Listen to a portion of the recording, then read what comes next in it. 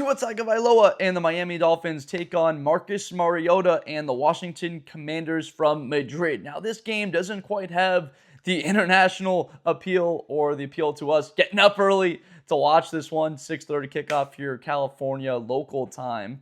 But that game does appear to have a bit of intrigue now because the Washington Commanders, after losing basically their hope for the season with a loss to the Lions last week, sit at 3-7. But there's still a good amount of fight in this team. Marcus Mariota had a decent performance against that Lions defense. They fought, they clawed. He was 16-22 for 2 touchdowns, but the run game stalled out just a little bit there. For Miami, beating the Buffalo Bills last week, that was a heck of a performance. A massive bounce back. They had lost 7 games in a row. They snapped the 7-game skid with a very nice offensive performance through the ground day. Achane, 174 yards, 2 touchdowns. He was incredible.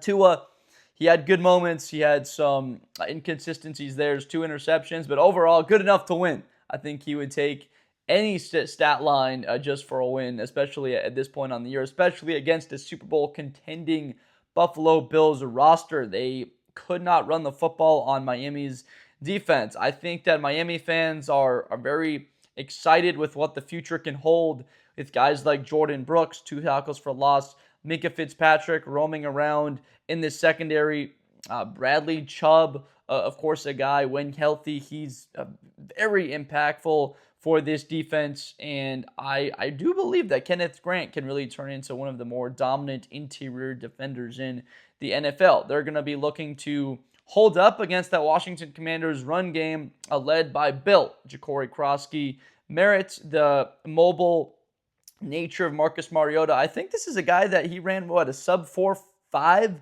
back in his day after winning the Heisman Trophy for Oregon. Ran like a 4.48 40-yard dash, and he's still got plenty of athleticism to him. That's why Dan Quinn likes him. That's why Cliff Kingsbury likes him as well, because they don't lose all of what they could use with Jayden Daniels. Of course, he's not that type of athletic profile and as good of a passer, but still, they're able to move the football. He hasn't played horribly at all. Been fine for them. Just looking at that Sunday night game against Seattle a few weeks ago, that wasn't on Jayden Daniels. I mean, they could have had a bit better of a day as an offense, but they just could not stop Jackson Smith-Njigba, Charbonnet, Kenneth Walker in that ground game for Seattle. They didn't quite have a shot. So in this game against Miami, I think we're looking at a very good football game. I don't see this one at all for an inclination towards it being 2 scores of a win in either direction. Don't believe that the Miami offense will have quite enough to be able to fully sustain that type of offensive success, especially on the ground, the way that they did a week ago against the Buffalo Bills. If they could replicate that type of performance again the entire season, rushing for close to 200 yards, I would be thoroughly impressed. Getting Jalen Wright involved a bit in that game. He had 5 carries. I know Miami fans have been disappointed by the Ollie Gordon pick and how he hasn't quite developed into the RB2 that they thought he could be at the beginning of the season. But for Miami, look, I think they can have success on the ground. Remember, this is a Commanders team that is a defense that when they took a guy up front like Jimmy Newton, they were expecting to really come together as a rushing defense and really put in sort of that last piece of the puzzle. But you lose a guy like Dorrance Armstrong, who had been maybe their best defender on defense, certainly there on the defensive line. He'd been awesome. You lose Jonathan Allen. He's now a Minnesota Viking. Previously, you'd lost guys like Chase Young, Montez Sweat. So this is a completely different type of look. You're relying a bit more on Preston Smith, and you're trying to have this linebacker duo stay healthy, obviously. It doesn't appear to be in a position now where we can say Frankie Louvu, does he play or not? But Bobby Wagner continues to be right amongst the top of the league in tackles just about every season. So Javon Kinlaw, Eddie Goldman that are on the interior, they'll look to shore up and defend that Miami rushing attack. Not as dynamic, obviously, as what Detroit has, where they got gashed on the ground. 225 yards, 7 yards to carry on the day. Gibbs Montgomery just killed them on the ground. More so, Jahmyr Gibbs, the same amount of carries for both of them. You add in that explosive element, those wheels for Gibbs, and it was a very tough cover. And then in the secondary, Mikey Sanders still and his running mate, Trey Amos, they have really struggled in the last 2 weeks. Going up against two very good teams, two of the best teams in the NFC, not just the NFC, but also the NFL, in the Seahawks and the Lions, back-to-back weeks. Both of those games, unfortunately, at home for Commander fans that are diehards and still following the team, for them to get blown out back-to-back weeks at home. Certainly not the type of season that they imagined they'd have, and really it's all sort of fallen apart after the Thursday night game against the Chicago Bears, that they were confident they could get a win against Chicago. They were, a 5.5-point favorite in that game, and a sloppy day and a fumble from Daniels, and you go on a few weeks later and everything's really come apart for Washington with the injuries to Jayden. So for them to get a win here, it's a lot what it's looked like when they've had success as an offense. It's the legs of the quarterback. It's going to be a consistent, heavy dose of Bill getting his carries and moving the football on the ground against still a pretty decent rushing attack overall as a team. I would still consider them a top 10 rushing offense. Without Jayden, you'd probably bunt them clearly down a little bit. But Jayden, what he can do with his arm, that backs defenses up. It puts more pressure on the linebackers to read their keys very well, and for them to be on their heels when they don't know whether it's a play fake. Daniel's going to keep the ball. Of course, no Terry McLaurin in the lineup once again. Really hurts Washington. One of the better wide receivers in the league, probably a top 10 wide receiver. And for him to have missed so much time this season, you're just missing a complete dynamic element of what this offense could be.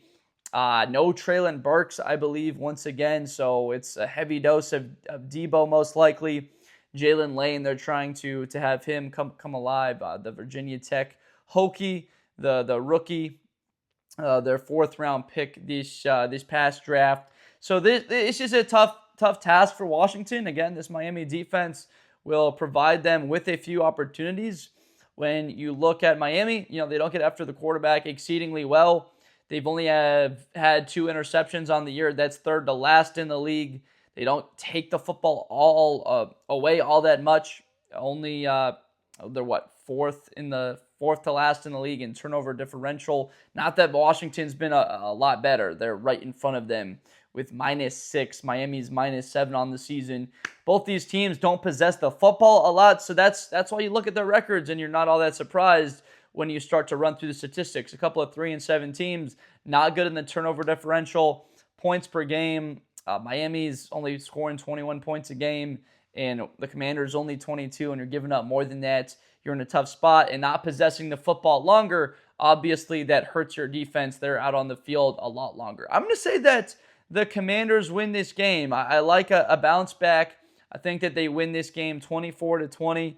I have a bit more faith in the front 7 of their defense and holding up against the Dolphins. Look, I got a lot of respect for what the Dolphins did last week. Would love to see them repeat it once again. I see it again. Now you got something starting to work there with Mike McDaniel and this offense here.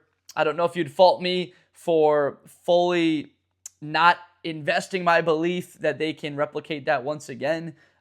Still against a Commanders team that has players there, a large amount of the core from last year still in this lineup. New talents, of course, in many key spots. So I'm going to go Commanders 24-20. Miami is a field goal, 2-point favorite in this game.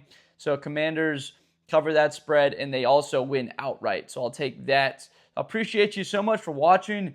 If you enjoyed this Blitz with Blender video, I hope you subscribe for more content in the future. I'm Josh Blender, making NFL and college videos weekly to get you set, prepared, ready for these large matchups. Not quite what we wanted for this game earlier in the season when the schedule came out. Thought that it could be very exciting, of course, for folks that bought those expensive tickets out there in Madrid. But of course, that's how football goes, and that's why we love it, because whenever you expect something to happen, it is very possible that it can go quite differently. So thank you so much for watching. Make sure to subscribe and tune in for more content. Get down there in the comments. Let me know what you think of my prediction, whether it's good, bad, horrible, fantastic, whatever you have to say. Get down there. I'll be engaging with you guys soon, and I'll see you next time. Thank you. Best player in college football. That Georgia and Ohio State game, New Year's Eve, is is going to be a classic. Josh Blunder, hi everybody, I'm Josh Blunder. To the 40, 35, 30,